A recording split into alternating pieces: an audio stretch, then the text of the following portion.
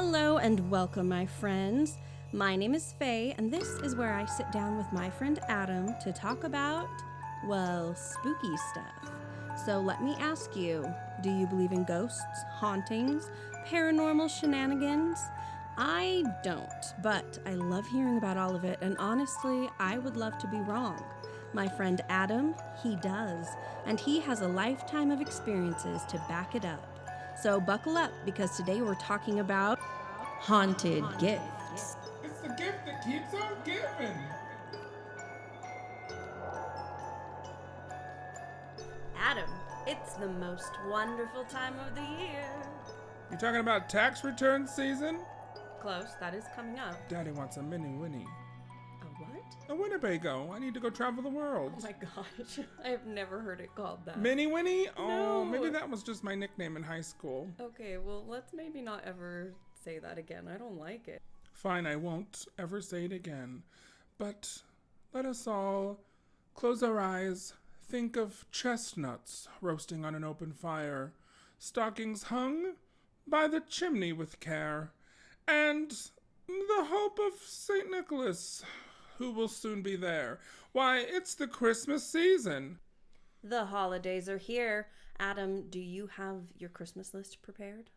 I do, but I don't think anyone can afford it. Why? Because what I would like is, I would like no more lives torn apart. Oh my gosh. I want a world that wars would never start in. And time would heal all of our hearts. Okay, Everyone would have a friend. Oh my god. And right would always win. And love would never end. So, yeah, that is my grown-up Christmas list. Oh, thank you, Amy Grant. Well, I too have a Christmas list. I do have to be honest, though. Nothing on it is haunted. Would you want something haunted for Christmas? Is that something that would, like, tickle your fancy? Girl, the thought of Christmas haunts me every day of the year. So Oh. that's quite enough. I don't. Unnecessary. It's unnecessary. But I think that if I were to get a gift, yeah, make it extra haunted. I'd like that. So you'd be okay bringing something haunted into your house, like that you knew beforehand? I mean, I bring you in here all the time, don't Okay. Okay. But you can kick me out, right? Can I? Yes. Okay. Well, then, thank you for coming by. Collect Cute. your cookies at the door. Very cute. Okay, serious note though. Would you accept a haunted gift if somebody was like, here is this box, it has a demon in it? Would you let that come in your house? Probably not. Just because I have enough to deal with in my life. Right, I don't that's need a what demon in a box. That's what I think about. It's my demon in a box. Very cute. Thank you. I don't think that it's very nice to give people haunted things. And in this episode, we're going to talk about a few haunted things that were gifted to someone. Now, I'm not saying all of these things were necessarily that the gifter knew they were haunted beforehand.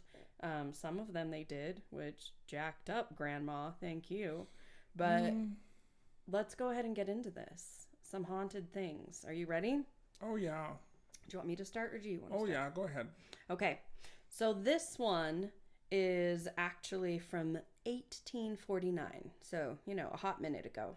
There was a girl named Anna Baker, and she fell in love with a man she was too good for him, right? He was from the other side of the tracks. He was a low-class iron worker, and her father refused to let her marry this man and he actually ran him out of the town of Pennsylvania where they lived. So she ended up being a spinster, and she was so angry that she decided to never get married. She did so just to get back at her father. Oh, teenagers. Right? Angst. But before all of this happened, she had actually been gifted her future wedding gift by her father, which was her wedding dress. Now, it's a little bit unclear as to why he gave her a wedding dress if he was only going to tell her she couldn't get married to the guy that she liked. But what it makes it sound like is that he had given her this in advance for when it eventually happened. Now, because she decided never to get married, she gave this wedding dress to a friend whose name was Elizabeth, and Elizabeth wore this dress to her wedding. And apparently, she was gloating the entire time, kind of holding it over Anna's head that she was getting married when Anna was not. So, afterward, the gift was given to the Historical Society in the town because the Baker Mansion was turned into a museum. So this prestigious family's house was now a museum. They put the wedding dress in there, even though the daughter never actually wore it. Apparently it was significant enough to put in there. But after Anna died, the dress was put in her bedroom on display.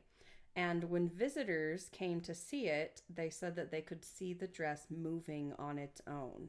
And specifically whenever there was a full moon, they said that it sways from side to side as if an unseen bride was standing in front of the mirror admiring herself in the gown. Cute. Yeah. So investigators have gone and searched for like drafts and other things that would explain why this would happen, but nobody can find, there's not any reason that it would be doing that.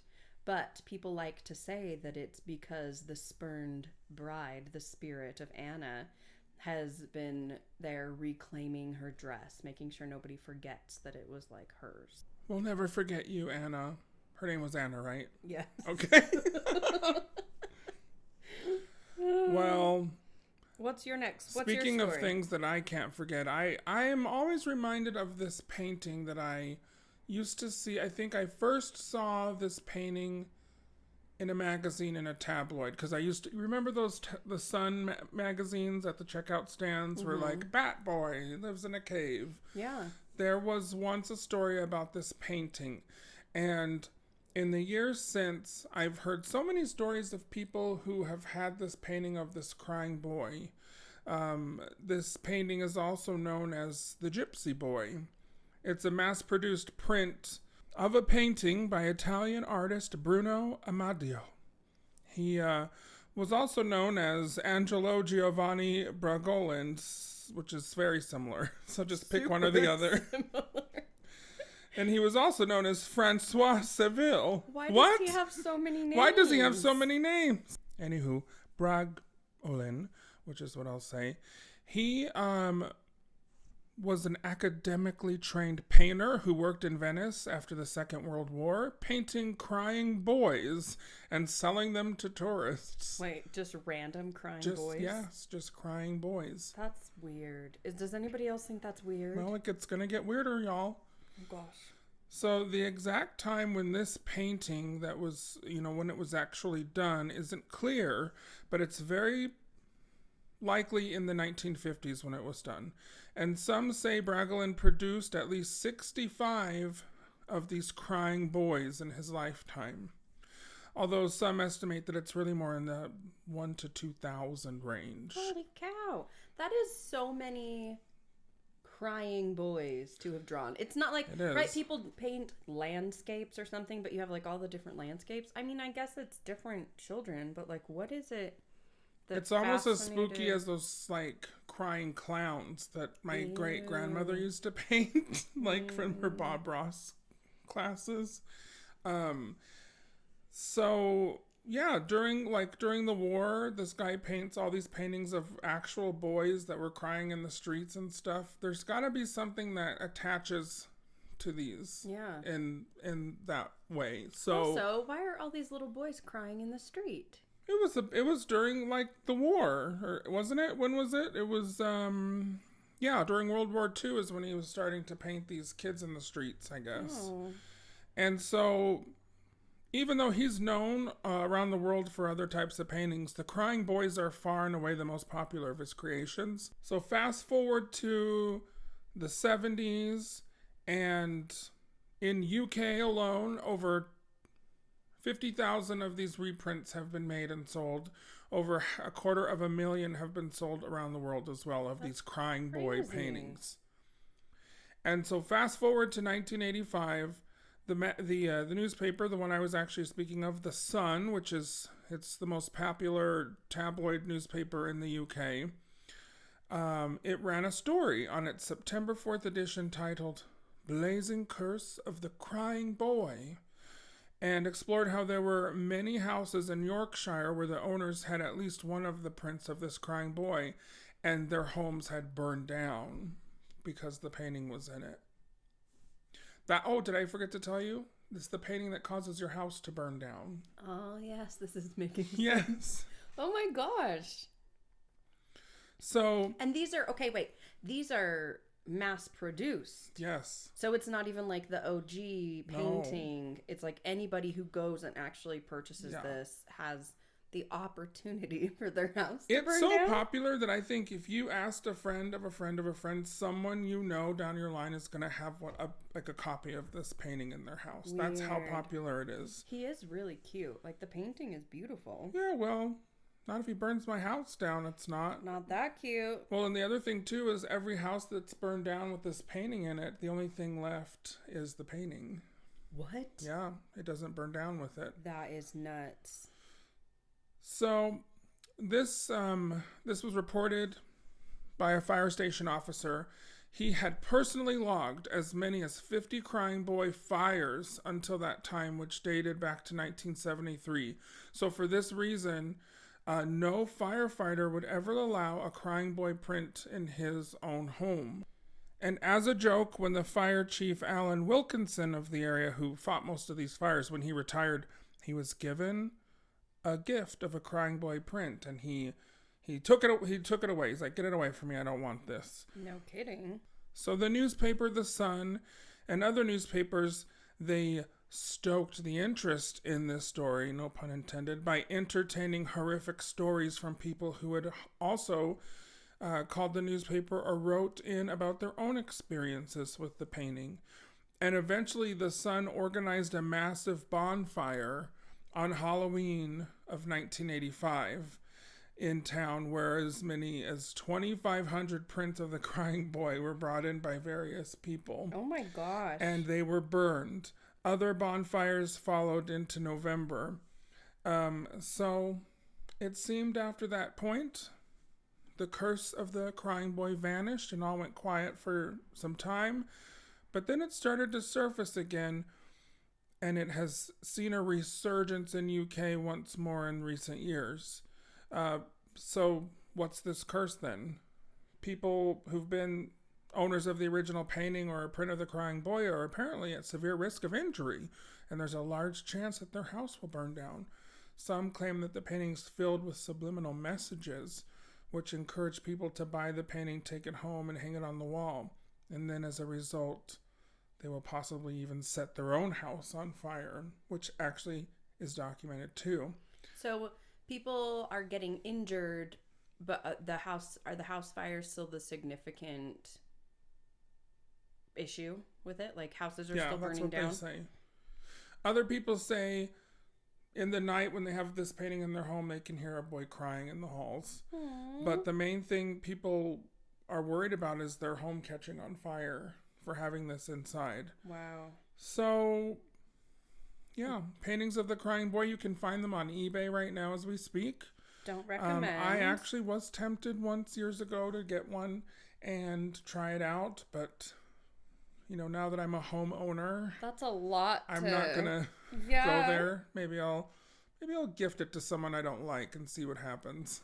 Bragelin died in 1981, and stories range from him selling his soul to the devil, him painting dead children, and that's what we're seeing in these artworks. Oh my gosh. To him adopting a child who had a fire-starting ability with his telekinesis. He could burn down buildings, and so that's why his spirit's trapped in all of these prints.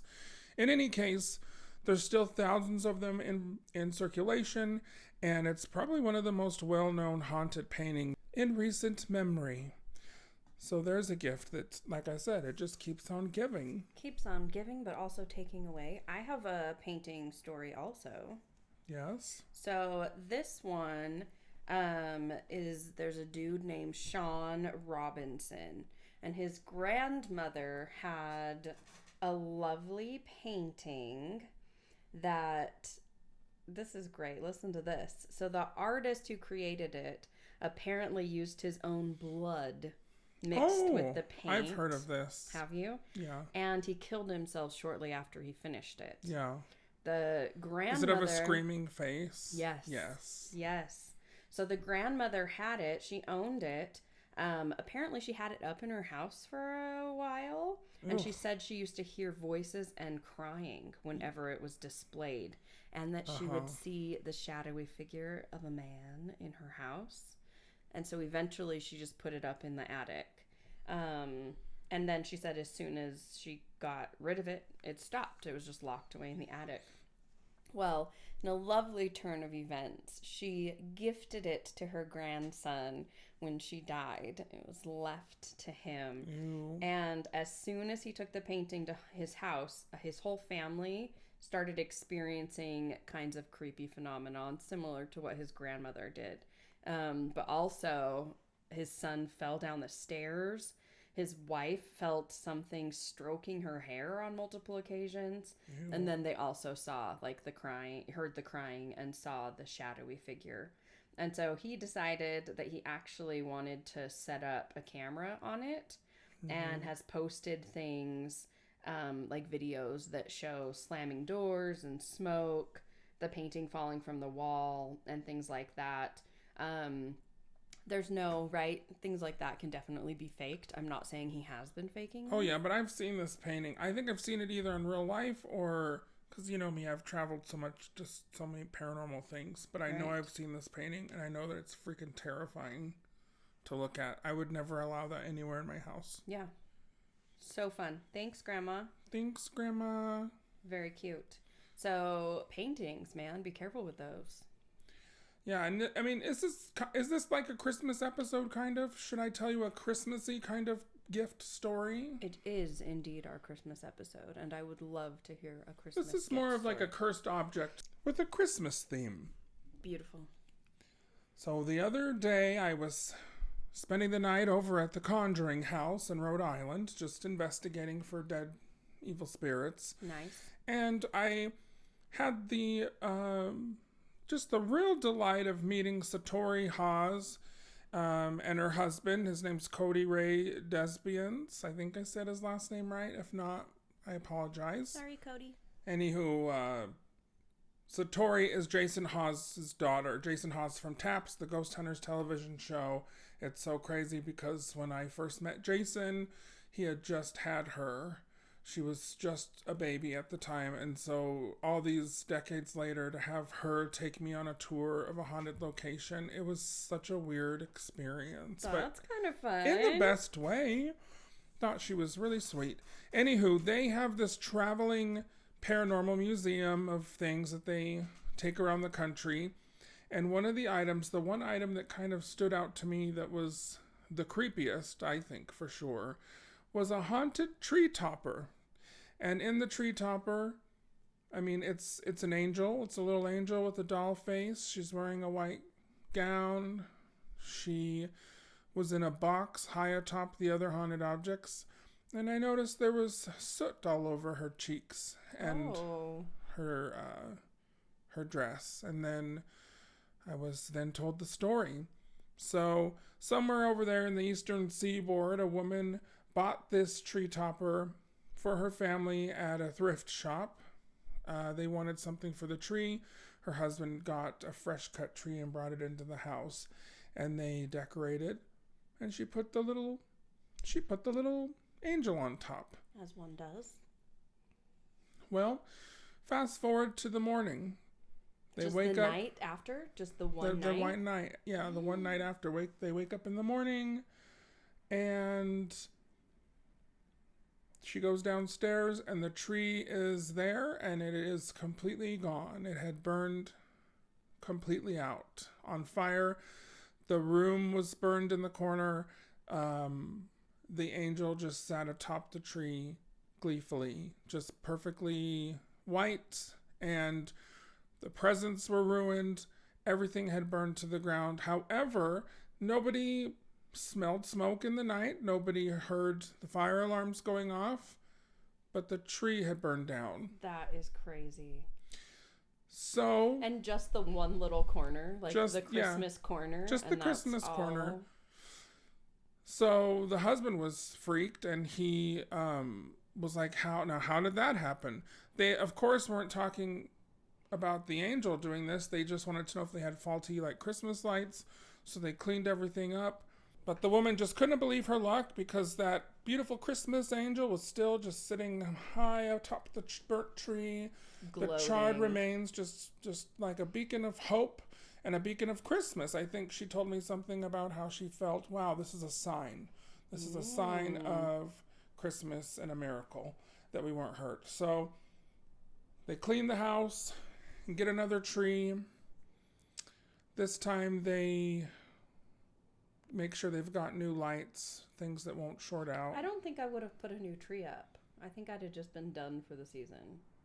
But I guess if you had the, like, If you have it's a kids, sign. Oh, I one day still when you wouldn't. have kids, Faye, you'll understand. I don't think I would put a tree up again. Yeah.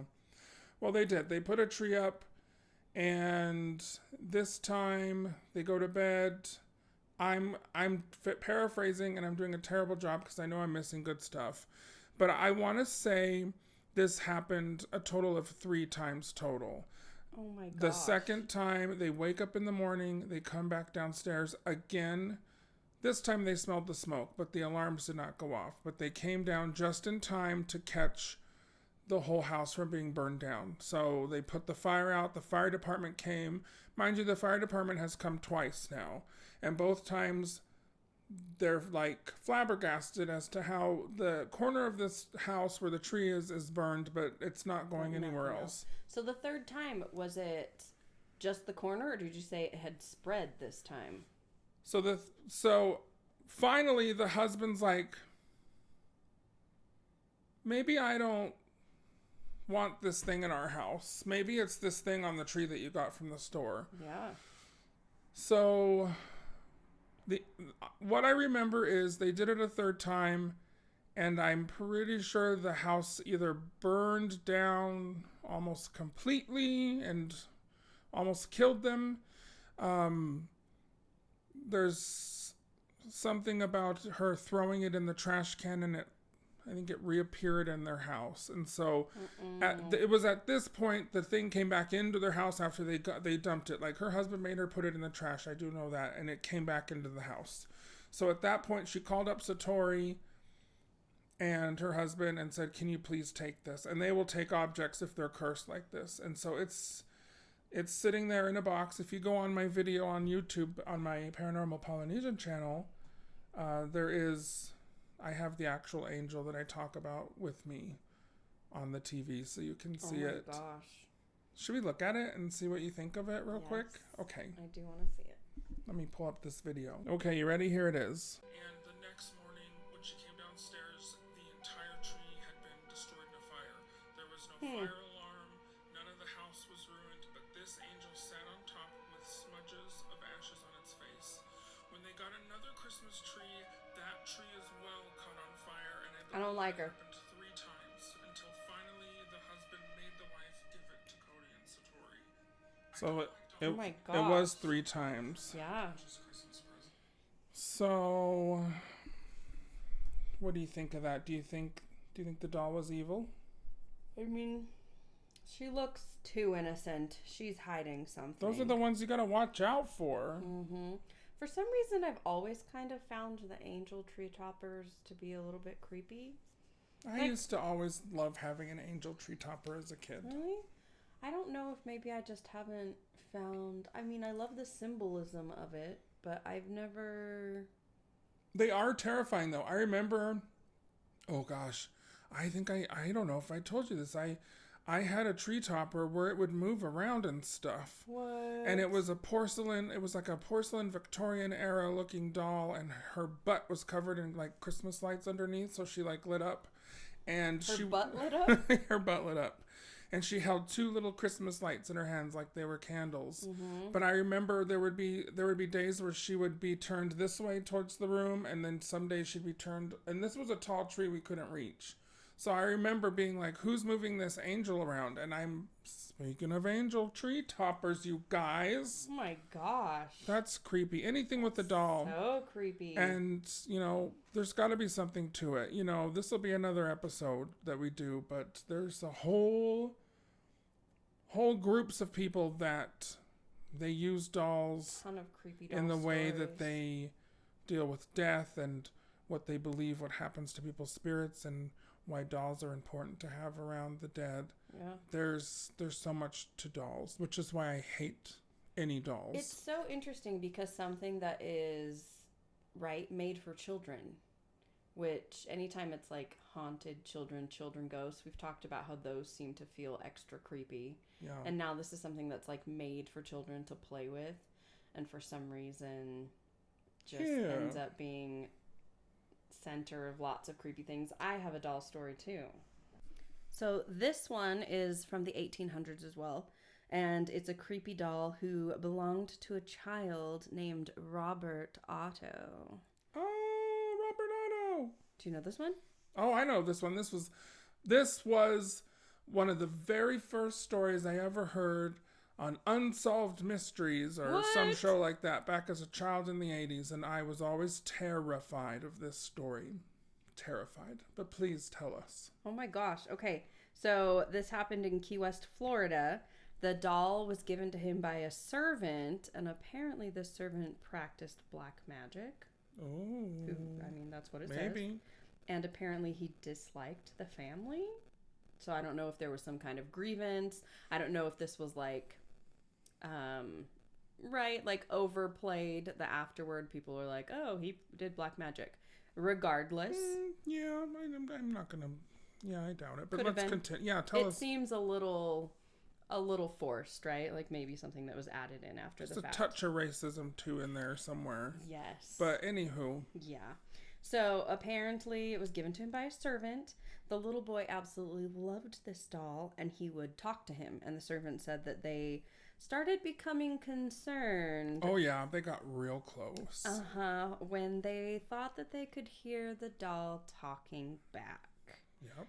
Neighbors claimed that they saw the doll moving from window to window in the home when nobody was actually at home. Yes, and we've got to describe what this doll looks like to Yes. people who don't know. He's made of cork, and he looks like a little monkey with a little sailor outfit on. He has a little hat, and he has the cute little, the insignia of the anchor on the front of him, but his face is kind of pitted because it's a cork, and it just looks almost like he's rotting, but he almost looks like a mummified monkey. Have you seen a picture of him? I haven't actually looked. I'm pulling it up right now. Oh yeah. I mean, if there was ever to be a haunted doll, this is the doll. He's special. And just think of him. Ew, and he's huge. He is, and he's just, imagine him sitting in like a widow's walk of a glass window overlooking Key West, I think is where he is. Yeah. And just see this little guy moving around with his little cork face. I just have to point out this doll is probably like 3 feet long. He's the size of a boy. So how creepy is that you'd see like a boy child walking around holding this like crazy huge In doll. fact, yeah, he was so inseparable with his doll. When his family or servants had to ask about Robert, they would always have to refer to him as either Robert the doll or Robert the boy, because people would get confused as to who they were talking about. Also weird that you name your doll after yourself. I actually name all of my dolls after myself. Okay. Well, I just actually felt bad about judging it because he's just a wee boy. I am going to judge you for that, however. Well, weirdo. I get judged a lot. Get in line. Aww. Get in line. So after a while, the doll started causing mischief. And Robert the boy started being afraid of the doll. So he would come down and be like, I didn't do this. A room would be messed up or vases would be smashed. And he would get in trouble for it. But he said that he hadn't done any of these things. Yeah, it wasn't me. It was the doll. It was the doll. So then Robert apparently inherited this house after his parents died. And then he himself died in 1972, and the house was purchased by another family. And there was a little girl who just moved into the home and found the doll in the attic. However, she had showed common sense and was instantly terrified of this ugly doll. She was terrified of the doll. She said that it was alive and that it wanted to kill her. Oh, no. And so eventually, after all of the crazy, and apparently there's a lot more. If you want, you can totally go into that. But it ended up in an art gallery in a historical museum. Yeah, and about the museum, he's been there for years and years, where he's still there to this day. And Robert the doll gets letters in the mail almost weekly from people that have visited him. And it's not letters of like praise and saying hello to you, Mr. Robert the doll. It's letters of asking for forgiveness and apologies because of being disrespectful. So the manager of the artist house, which is where Robert is, she tells a story of years ago putting a decorative bowl of plastic lemons on the reception desk. Mm-hmm. And the lemons suddenly started to disappear as people were coming and going from the museum, and guests checking out would return them, and they wouldn't say anything. They would just put them back. About a month later, after this started happening, a package arrived with no name, no note, and no return address. It just had one of the lemons in it. Months later, a guest asked if she had seen a letter to Robert at the museum. The letter was from a woman who found a lemon among her and her husband's belongings when they returned home from Florida from visiting. What? She wrote that she and her husband had seen Robert several times but never experienced anything negative. But during their last visit, they stayed at the artist's house in the turret suite below the attic room where Robert lived for many years. They decided to take a look in the attic, and they popped up into the hatch door. They took pictures thinking they might catch something around that's paranormal. But the next day before checkout, they were doing some last-minute shopping. She began to feel pain, started running a fever, and noticed a rash. After they arrived home, a doctor diagnosed her with shingles. Her little husband started to feel pain and was diagnosed with kidney stones. When she was unpacking, she found a plastic lemon wrapped up in one of her shirts. She doesn't know how the lemon got into her suitcase, and she thought that Robert was the cause of her and her husband's sickness. Weird. So she thought she was being punished. She mailed that lemon back to the artist house. Once the lemon was back on its way, she and her husband recovered. She requested that the letter be posted near Robert. So these are just one of the many stories of people doing things disrespectful around the doll or in his previous home. It's said now when you go into the museum where he is, you must ask permission to take a photo of him, and you must say, "Hello, Robert." And if you don't do those things, well, you're on your own. You're gonna go home with a lemon? You feeling lucky, punk? Are ya? Nope. Lucky? I'm not feeling lucky. I don't think I want to be friends with that doll. No, thank you. That's just a little cutie. He's just so creepy. Someone steals my plastic lemons, I'm gonna give you shingles for Christmas. It's the gift that keeps on giving, right, Faye? Keeps making you scratch. Oh, they don't scratch. Aren't they itchy? They burn like the fires of hell. Oh, that's right. It's like a nerve thing. It's a nerve thing. Everybody, go get your shingles vaccination if you're over the age of, is it 50? Go do it. Yeah, once you get in your 50s, you're at risk to get shingles. If you've had chicken pox, remember, you can get shingles, and you probably will.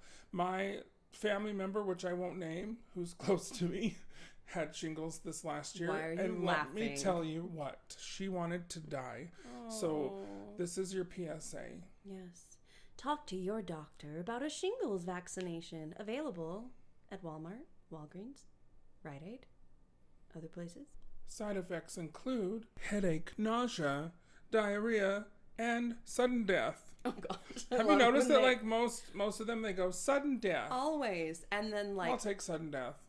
And on that note, thank you for joining us for this special holiday episode of To Believe or Not to Believe, that is the podcast. May your days be merry and bright, and may all your Christmases be paid off on time and I don't want you to be in debt, girl. Don't use the credit card unless you have to. I just paid mine off. Thanks, Barney. And I want y'all to not get crazy this Christmas. Listen, you can make a present for super cheap. I think I'm at the age where I would just like a good meal with some friends and family. So That's just remember, sweet. yeah, don't get crazy in debt, you guys. And worst case scenario, find something in your closet and give it to someone and tell them it's haunted. Go to the thrift shop, find the creepiest looking doll that you can, and just put it in a box. Put a bow on it. Don't say who it's from. Just when it's under just have it be the one gift under the tree where people are like, who gave that? How creepy would that be Krampus. if there's just like one random gift and it doesn't say anything and you get done and you're like, what is this? And you open it up and it's this like Oh, you gotta watch Krampus with me. office. Is that a thing? It's the best holiday movie of the year. And that's how it kind of happens is they open the one little gift at the bottom of the tree and it's from Krampus. And it's one of his black little wrought iron jingle bells, and that's how you know he's Dun, come. dun, dun. But this is spooky, you know. Merry Christmas. Merry Christmas. You're welcome. Hey, Happy Yule if you don't celebrate Christmas. Happy Kwanzaa. Happy Hanukkah. I prefer Hanukkah myself just because there's 8 gifts. True. And after I just said don't go into debt. You can go into debt for me, though, if you need. Don't go into debt for Christmas, but it's okay to go into debt for Hanukkah. Yes, or Adam. And Adam. Faye, it's debatable. We'll have Adam's Amazon wish list will be linked in the description. Feel free to jump in on my there. grown-up Christmas list. Get him all the world peace he desires. You know what I would truly desire, Faye? What? For this episode to be done. Let's do it. Wrap. That's a wrap, guys. Okay, well, on that note, Christmas. Faye, do you believe... No, I'm just like... I believe in Christmas. No. Do you believe in haunted baby dolls burning your house down in the night? Do you believe in crying baby patrons? What? Sorry, I meant to say portraits and paintings at the same time. It came out patrons. But you know what I'm saying. Get me out of here. Okay. Do you believe, Faye, or what? Hurry up. People want to know. Okay. So, haunted items. Do I believe they make good Christmas gifts? I'm going to go with a resounding... You've been listening to a very mediocre episode of To Believe or Not to Believe. That is the podcast. Rude! Christmas edition. But we have a true present for you now. A gift of music. Thank you for being part of our year. Thank you for helping us say goodbye to 2023, the first year of To Believe or Not to Believe. And for that, again, we thank you and we give you the gift.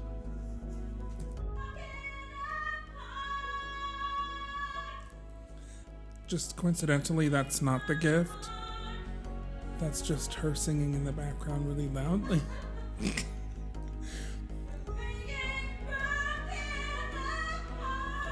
Yeah, Faye, they don't want the gift. They said, please return the gift. Please return it.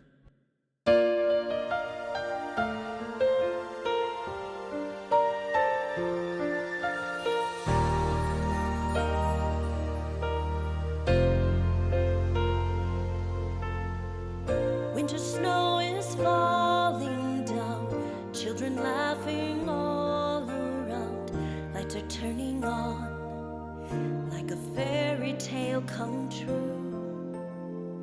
Sitting by the fire we made, you're the answer when I prayed I would find someone, and baby I found you. And all I want is to hold you forever. All I need is you more every day. You saved my heart from being broken apart. You gave your love away, and I'm thankful every day for the gift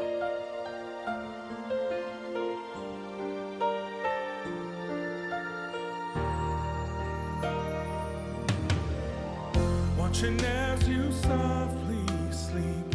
What I'd give if I could keep just this moment, if only time stood still.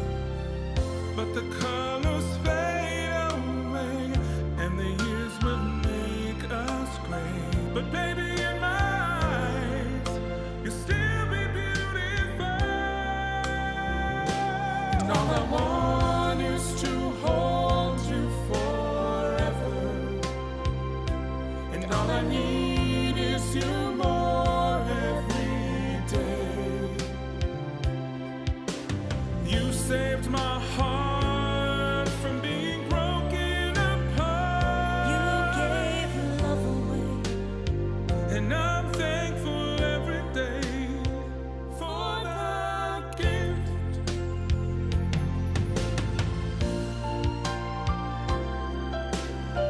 La, da, da, da, da, da,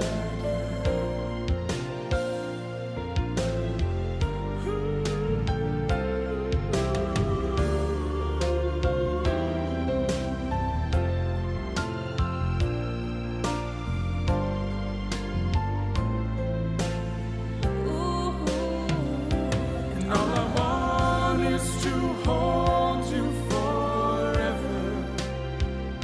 And all I need is you more every day. You saved my heart